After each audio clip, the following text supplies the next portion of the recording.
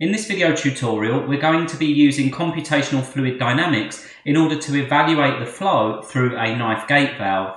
We have the gate valve displayed on the screen here, and at the moment the gate is shown in the fully closed position. What we're going to do in this tutorial is we're going to open the gate by 50 millimeters. We're then going to specify a flow volume upstream and downstream of the gate, and then we're going to export our model and carry out a CFD analysis using the Autodesk CFD package. So first of all, we need to open this gate. Now we're going to open the gate by 50 millimeters, and in order to specify this, I need to first select the component that I want to move. Now the component I want to move is the gate here, and I want to move it in the upwards direction by 50 millimeters. So we can see that the gate valve is only partially opened, so we're going to expect quite a large pressure drop across this gate when we analyse it in the CFD software. Now we can't analyse it in the state that it's currently in, because if you recall, we first need to define a flow volume that we can then use to model the flow. So the way that I'm going to do this is by producing a sketch on the front face of our valve, and I'm going to draw a circle of diameter 255 millimeters.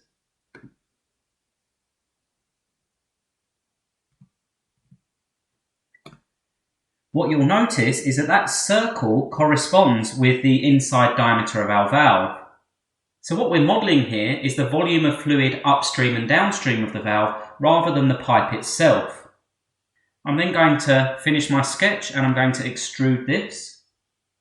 And I'm actually going to extrude this in two directions. I'm going to extrude it upstream by 1000 millimeters or 1 meter. But I'm also going to extrude it downstream 1000 millimeters or 1 meter. The width of this valve itself is 70 millimeters. So I'm going to specify that I need to extrude in two directions or two sides. And my second direction is going to be 1000 millimeters plus 70 millimeters for the thickness or the width of the valve. So 1070. At the moment, the operation is set to cut, so I'm going to change this to new component. So now we have two components. We have our fluid and we have our valve. One more thing we're going to do before we carry out a cut operation is we're going to combine the valve and the gate into a single component. We're basically going to use it as a cutting tool to remove the valve material from our fluid volume.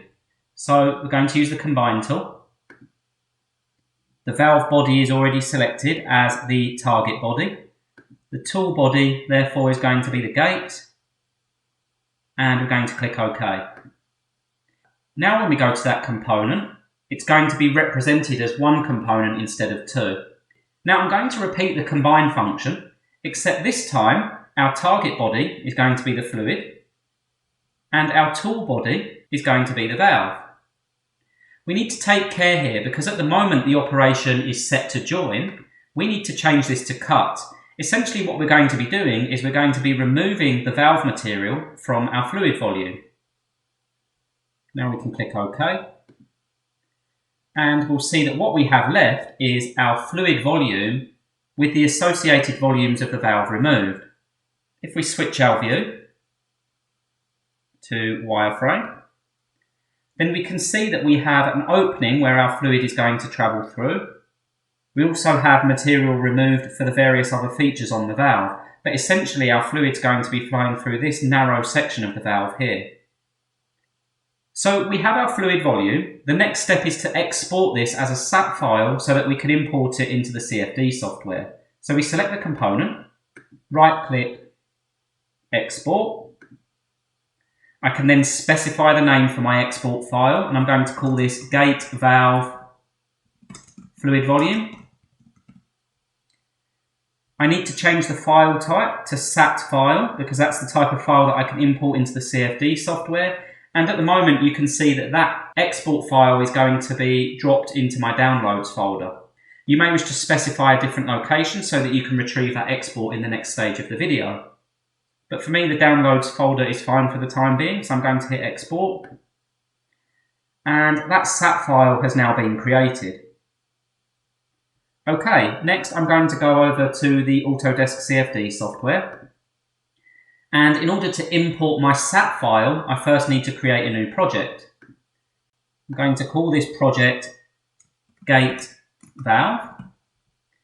And for the model, I need to locate that SAT file. So Browse, Downloads, Gate Valve Fluid Volume.sat. And now I can create my project. What the software is going to do is it's going to import that geometry. Now it's given me the option to run the geometry tools to tidy that geometry, and what that will do is merge certain edges. I'm actually going to skip this for the time being, but if you wanted to simplify your model, you could merge edges that are very close together but not quite touching, and that produces a more simplified geometry that will potentially run more quickly during the iteration process. I'm going to X that off. So here we have our volume, and we're going to go through a process of preparing this model for simulation. We're going to go through the tabs or the icons in the top ribbon. We have materials, boundary conditions, and mesh sizing. Recall that initial conditions only applies to transient flow or time-dependent flow, and we're going to be doing a steady state analysis here. So first of all, materials. We're going to specify our fluid as water. And click apply. And we can see now that the material is assigned as water in the bottom left-hand corner. Next, we're going to assign our boundary conditions. Now, we need to specify inlet and outlet boundary conditions in order to define the flow through this valve. So this time, I'm going to specify an inlet pressure and an outlet velocity. My inlet pressure this time is going to be 80,000 pascals. So I'm going to select the surface, edit, pressure, 80,000, apply. Next, I'm going to click on View, and I'm going to orbit this object so that I can apply my boundary condition to the other end of the pipe. Set up boundary conditions. I'm going to click on the surface, and this time I'm going to specify an outlet velocity. At the moment, we have velocity specified, and we're going to set the magnitude as 2.5 meters per second. But we need to be a little bit careful here. If we look at the direction of the arrow, we can see that the arrow is currently pointing into the tube. Well, as this is flow out of the tube or out of the valve, we need to flip the direction of that arrow. Now, the way that we do that is by clicking on reverse normal here in the information pane, and you'll see that the direction of the arrow shifts. Next, we can click apply, and now we can see that our velocity has been specified on that face. The next step then is to mesh our geometry. Just going to minimize the output bar and recenter my view. So next I'm going to specify my mesh, and I'm going to begin with an auto-sized volume mesh, and then once I've auto-sized the volume mesh, I'm going to make some changes to it. Now, if I click on mesh first of all, and then select the volume, I have the option up here to auto-size the mesh. When I do this, we can see that there's a relatively small number of nodes on our inlet to the pipe. So what I'm going to do is I'm going to edit the mesh. And at the moment we have a mesh with 18,000 elements. I'm going to change this size adjustment to 0.5 and I'm going to hit enter. And what we notice now is that we have twice the number of nodes on that surface. We also have 81,000 mesh elements. So we've increased the number of mesh elements and we can see that we have a more defined mesh. Now, the area of most interest to us is where the fluid travels through the valve. That's where we're going to notice the pressure drop. So what I'm actually going to do in this instance is I'm going to refine the mesh in that area. Let's switch our view to outline. And I'm also going to zoom in so we can see what we're doing here.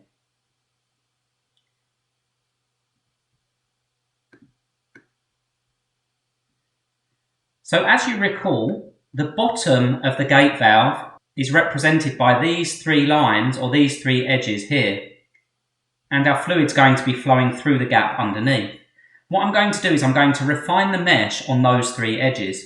So if we go back to setup, mesh, and change from volume to edge, I'm going to pick those edges. And once I've picked those edges, I'm going to further refine the mesh. Note at the moment how many nodes are present on each of those edges.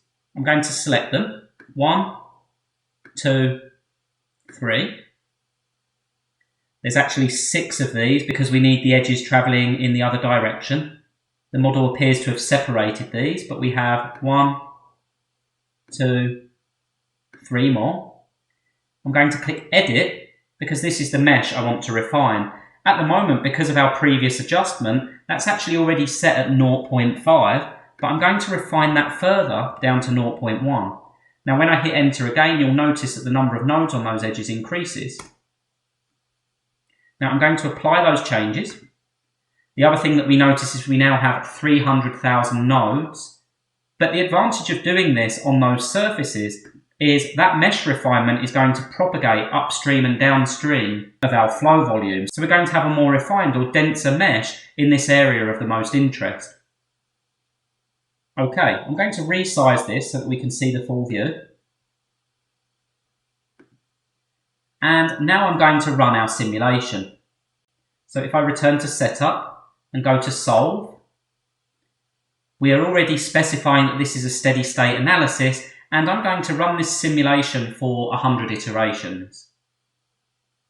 I click Solve, and the iteration process is going to begin. As you can see in the output bar, the software is currently generating our mesh and setting up our boundary conditions, and then that iteration process is going to begin. During the iteration process, the software is calculating the velocity in the X, Y, and Z direction at each of those nodes. It's also calculating pressures, temperatures, and various other parameters. So I'm expecting this process to take some time, so I'm going to leave this running and we'll return to this once the results have been generated. Okay, so now that our simulations have completed, we can begin to analyse the results. So once again, I'm going to minimise the output bar. And in the top left-hand corner, we have our velocities specified in centimetres per second. So I'm going to right-click on the bar, and I'm going to change that to metres per second.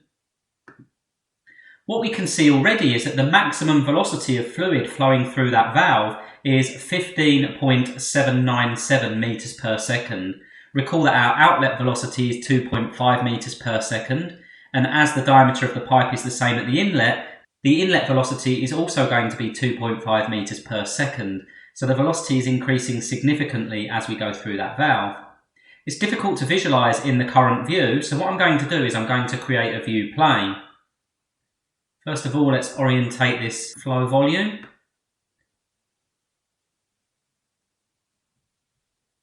And we can zoom in slightly. Okay, so to create a view plane, if I click on Planes under the results, and then click Add, then the software is going to pick a logical plane in order to display our results. Now, what we can see already is that our fluid velocity approaches the valve.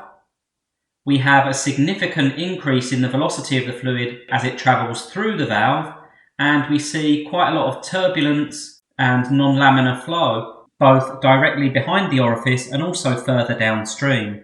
The other thing that we notice is that we haven't returned to laminar flow within this 1 metre section of pipe. So in theory, if we wanted to see when this flow eventually returns to laminar flow, we would need to increase the length of that outlet pipe. Now, the other thing that we notice here is that our maximum velocity occurs immediately after the valve, which is as we would expect. Next, let's take a look at our pressure profile within the pipe. So all I've done is I've switched the result type for the plane to static pressure from velocity, and in doing so, our pressure profile appears in the bottom left-hand corner. I've also switched the units of pressure to pascals by right-clicking on the scale and selecting units. Now what we see when we look at the pressure profile is we see the inlet pressure of 80,000 pascals as we specified. We see a slight build-up of pressure just before the valve, and this will be as a result of stagnation of the fluid here. So there'll be less movement of the fluid in this region here. But then what we see as the fluid accelerates and travels underneath the gate within the valve is the pressure drops significantly. As we would expect, as we see an increase in the velocity, we see a decrease in the pressure. So behind the valve we actually see negative gauge pressures. Now the reason for that significant pressure drop across the valve is because it's only partially opened. We're seeing a significant increase in fluid velocity and hence a significant decrease in pressure. Now there's just a couple of other things that we're going to look at and we're going to compute for this flow. The first thing we're going to look at is the average pressure of fluid exiting this pipe. If we wanted to use this valve as a regulator, we would be regulating the upstream pressure. So what we're interested in is the pressure of fluid leaving the pipe on the right hand side. Now because there may be a variation in pressure along that surface, we need to take the average pressure. So we're going to use the wall calculator tool. So if we return to our home view, then we can see that we have a surface here that represents the outlet to the pipe. If we go to results and then select wall calculator, then we can carry out a calculation for that surface. But we need to be really careful. The software will only let us select that surface if we can see that surface. Now if you can imagine, at the moment we wouldn't be able to see that surface because it would be obscured by the outside surface of the pipe or the outside surface of the flow volume. So hovering over that surface would actually mean I was selecting the outside of this section of pipe, which isn't what I want. So therefore, I need to go to View, Orbit, and I need to rotate this geometry round so that I can see that surface. I then return to Results and Wall Calculator, and now I can click that surface in isolation.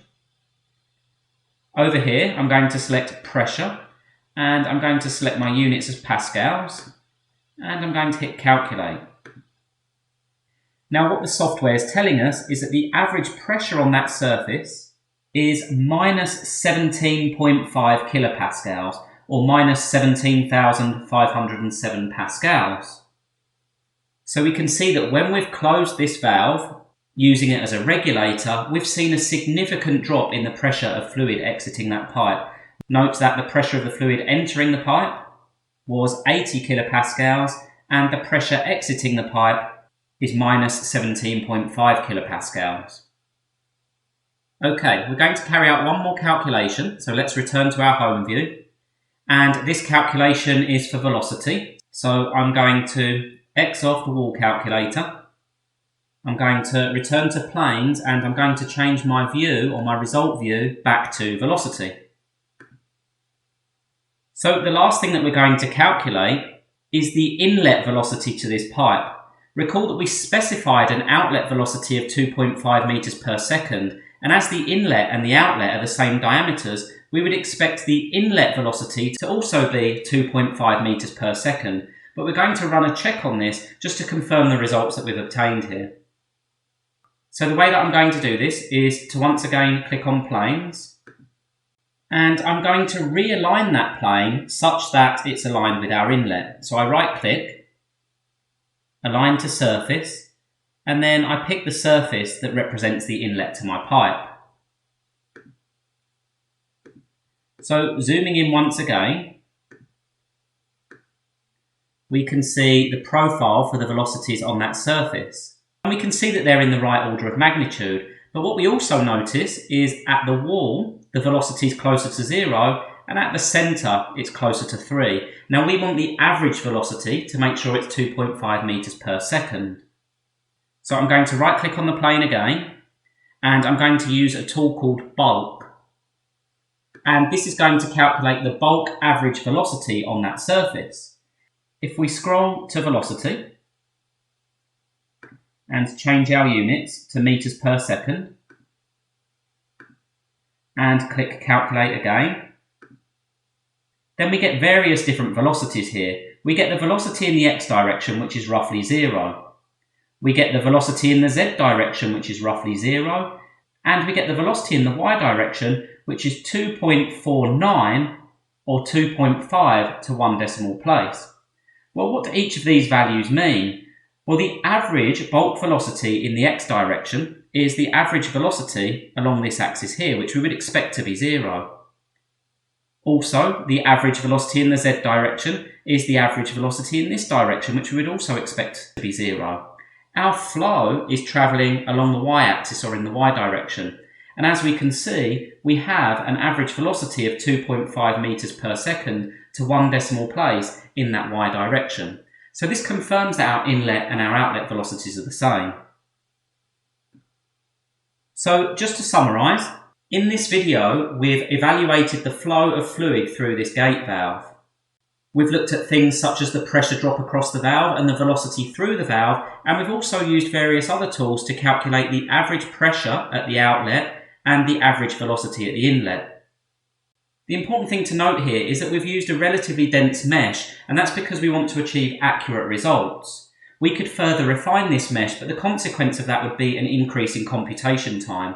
So what we're trying to do is find a balance between the number of mesh elements and the computation time. The approach that we used in the previous video was a mesh refinement technique, and here we've used what we learned in that previous video in order to select a suitable mesh for this simulation that would give accurate results in an acceptable computation time.